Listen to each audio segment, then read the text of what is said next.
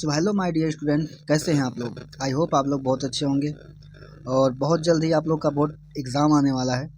तो मैं board exam के लिए बहुत ही इम्पोर्टेंट वीडियो लेकर आया हूं, जिसमें हम क्लास 10 के बायोलॉजी के पहले चैप्टर के बारे में पढ़ेंगे।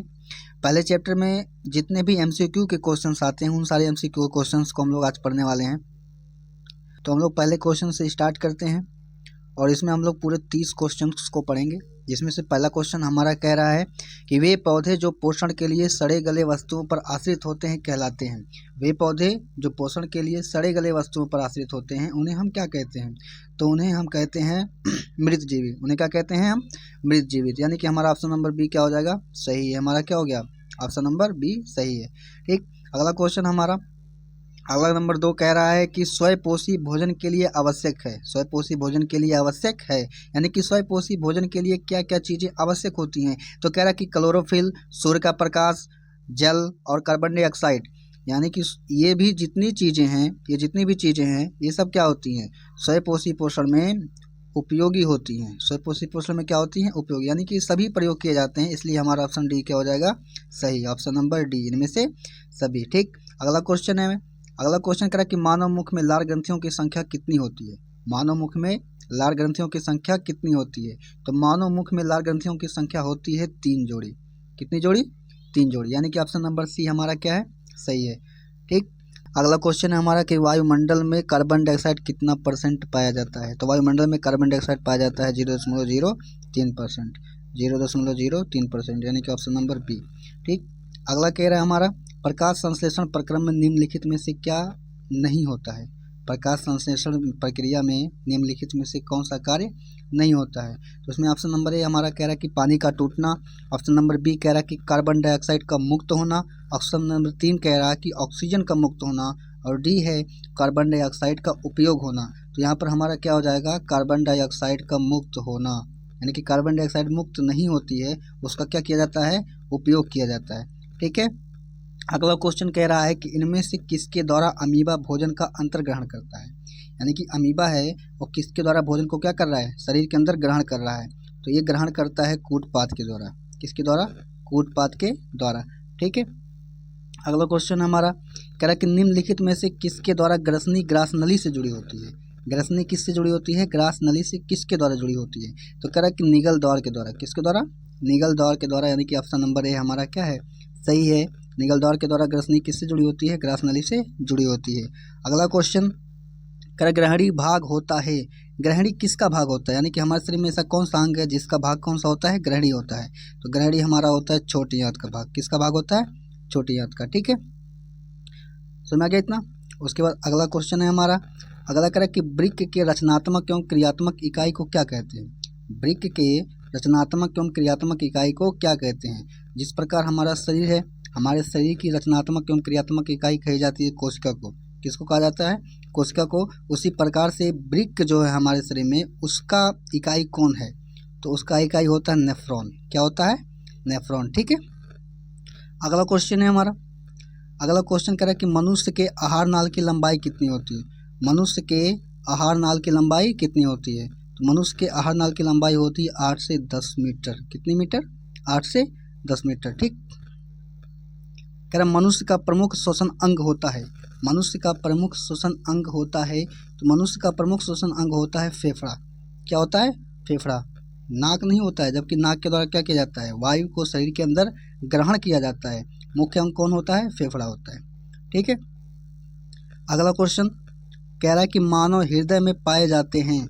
मानव हृदय में कितने वेश में पाए जाते हैं? कितने कोष्ठक पाए जाते हैं? तो मानव वेश में कितने वेश में होते हैं? 4 वेश में होते हैं। कितने वेश में होते हैं? 4 वेश में। यानी कि ऑप्शन नंबर ए हमारा क्या है?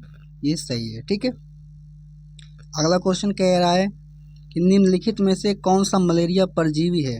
निम्नलिखित में से कौन सा मलेरिया परजीवी है? तो इसका सही जवाब हो जाएगा प्लाज्मोडियम। कौन हो जाएगा? प्लाज्मोडियम। प्लाज्मोडियम क्या होता है? मलेरिया परजीवी होता है। ठीक है, अगला क्वेश्चन की तरफ चलते हैं। तो अगला क्वेश्चन हमारा करे कि कवक में पोषण की कौन सी विधि पाई जाती है? यानी कि कवक किस टाइप का पोषण करता है? तो कवक जो होता है यह मृत जीवी पोषण करता है। कौन सा पोषण करता है? मृत जीवी। यानी कि सड़े गले वस्तुओं से क्या करता है? अपना पोषण प्राप्त करता है।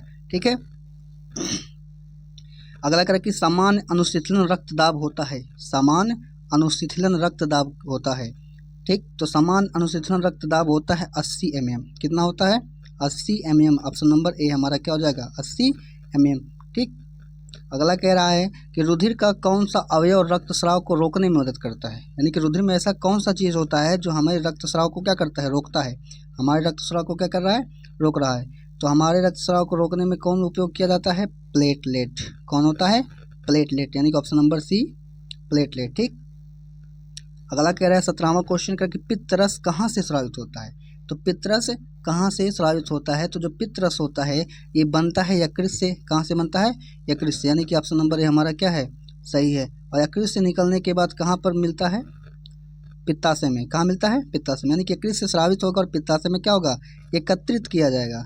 ठीक है, अगला क्वेश्चन कह रहा है कि श्वसन के अंतिम उत्पाद हैं। यानी कि जब श्वसन पूर्ण होता है तो श्वसन पूर्ण होने के बाद क्या क्या बनता है? तो श्वसन पूर्ण होने के बाद बनता है कार्बन डाइऑक्साइड, कार्बन डाइऑक्साइड, जल और ऊर्जा। क्या बनती है? जल और ऊर्जा। तो समझ कौन आ गया हमारा? Option number D. कौन आ गया? Option number D. ठीक है, अगला क्वेश्चन कर कि सभी हरे पौधे होते हैं।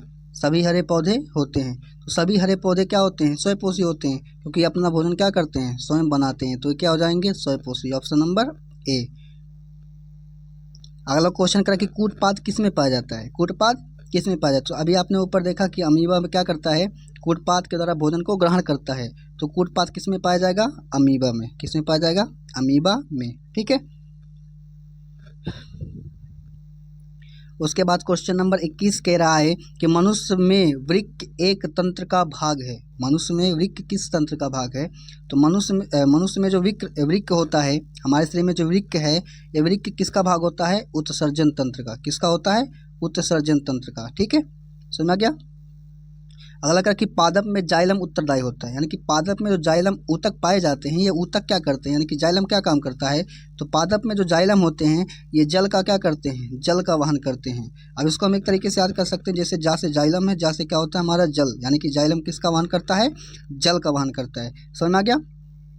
अगला हमारा कह रहा कि पायरुवेट के विखंडन से यह कार्बन डाइऑक्साइड, जल तथा ऊर्जा देता है, यह प्रक्रिया होती है। यानी कि ये जो विखंडित हो रहा है, विखंडन होने के बाद कार्बन डाइऑक्साइड और जल तथा ऊर्जा निकल रही है, ये कहाँ पर होती है? तो ये होता है माइटोकॉन्ड्रिया में। कहाँ होता है?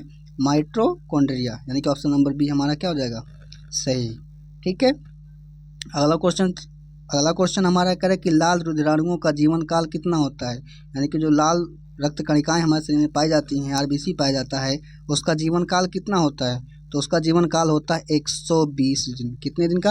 120 दिन। ठीक है, अगला क्वेश्चन कह रहा है कि एक स्वस्थ मनुष्य का समान रक्तदाब होता है। यानी कि जो हमारा ब्लड प्रेशर है, जिसको हम लोग बीपी बोलते हैं, क्या बोलते हैं? बीपी। इसका क्या होता है? मतलब इसका दाब कितना होता है? इसका दाब कितना होता है? तो इसका दाब होता है 120/80 mmHg। 120/80 mmHg। mmHg का मतलब होता है मिलीमीटर पारा। क्या होता है? मिलीमीटर पारा। समझ आ गया। अब इसमें 120 क्या होता है? ये प्रकुंचन होता है, और 80 क्या होता है? अनुशीतलन होता है। समझ आ गया। अगला की तरफ चलते हैं हम लोग। कह रहा कि रक्तदाब मापा जाता है। यानी कि रक्तदाब मापने के लिए किस यंत्र का प्रयोग किया जाता है? तो रक्तदाब मापने के लिए हम लोग प्रयोग करते हैं स्फिग्मोमैनोमीटर। किसका प्रयोग करते हैं? स्फिग्मोमैनोमीटर। समझ में आ गया। जिसमें से स्टेथोस्कोप है, इसका प्रयोग करते हैं हृदय की गति देखने के लिए, और माइक्रोस्कोप है, हम सूक्ष्म जीवों को देखने के लिए करते हैं। ठीक है, तो स्फिग्मोमैनोमीटर क्या होता है? इसके द्वारा रक्तदाब मापा जाता है। यानी कि हमारा क्या हो जाएगा? ये सही हो जाएगा। ठीक है, सुना गया। अगला क्वेश्चन हमारा कह रहा है कि यकृत संश्लेषित करता है। यानी कि जो निम्न है दिए गए हैं चारों, इनमें से यकृत क्या संश्लेषित करता है? तो इन चारों में से यकृत किसको संश्लेषित करता है? यूरिया को। किसको संश्लेषित करता है? यूरिया को। किसको कर रहा है? यूरिया को। ठीक है, अगला हमारा कह रहा है कि रक्त में आयरन की कमी से होने वाला रोग है। रक्त में आयरन की कमी से होने वाला रोग है। यानी कि हमारे अगर खून में लौह की कमी हो जाए, आयरन की कमी हो जाए, तो कौन सा रोग हो जाएगा? तो आयरन की कमी से होता है एनीमिया। क्या होता है? एनीमिया। समझ में आ गया। अगला क्या होता है? एनीमिया। ठीक, अब क्वेश्चन नंबर 29 कह रहा है कि कौन सी क्रिया सभी जीवों के लिए अनिवार्य है। यानी कि कौन सी क्रिया ऐसी होती है जो सभी जीवों के लिए अनिवार्य है, सभी जीवों के लिए ज़रूरी है। तो इसमें सबसे पहला दिया गया हमारा प्रकाश संश्लेषण। प्रकाश संश्लेषण हम जानते हैं पौधों के लिए ज़रूरी है, जबकि जंतुओं के लिए ज़रूरी नहीं है। वाष्पोत्सर्जन क्या होता है, यह भी पौधों के लिए ज़रूरी होता है, जंतुओं के लिए ज़रूरी नहीं है। तो श्वसन क्या होता है, श्वसन जंतुओं के लिए भी ज़रूरी है, पौधों के लिए ज़रूरी है, यानी कि सभी जीवों के लिए ज़रूरी है। चलन क्या होता है, चलन जंतुओं के लिए ज़रूरी होता है, जबकि पौधों के लिए ज़रूरी नहीं होता। यानी कि ऑप्शन नंबर हमारा क्या, ऑप्शन नंबर सी क्या हो जाएगा, सही हो जाएगा। ऑप्शन नंबर क्या सही हो जाएगा, option number C, option number C. यानी कि श्वसन क्या होता है, सभी जीवों के लिए क्या होता है, ज़रूरी होता है। ठीक है, अगला कह रहा है क्वेश्चन नंबर 30, समान प्रकुंचन रक्तदाब होता है। समान प्रकुंचन रक्तदाब होता है, अभी मैंने ऊपर बताया समान प्रकुंचन रक्तदाब होता है कितना, 120। कितना होता है, 120 mm। कितना होता है, 120 mm। ठीक है, सुना गया। ठीक, तो ये थे हमारे पूरे 30 क्वेश्चन जो हमें जो प्रक्रम से पढ़ने को मिले हैं, और इसी प्रकार से नई नई वीडियो आती रहेंगी। आपको अगला वीडियो किस टॉपिक पर चाहिए कमेंट करके ज़रूर बताएं।